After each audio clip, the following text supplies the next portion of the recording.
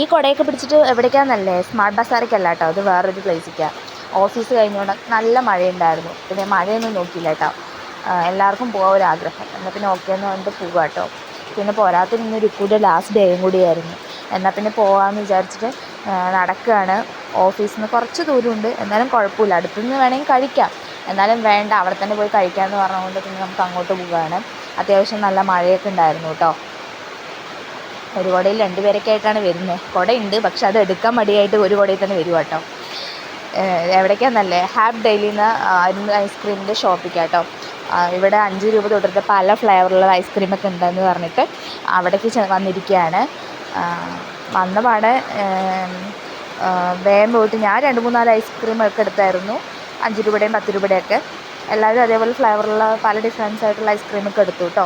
അത്യാവശ്യം നല്ല ടേസ്റ്റും കാര്യങ്ങളൊക്കെ ഉണ്ട് കേട്ടോ, നല്ലത് അവിടുത്തെ. എല്ലാവരും ആന കരിമ്പുകാട്ടിൽ കയറിയ പോലെ എല്ലാം നോക്കി എടുക്കുക കേട്ടോ.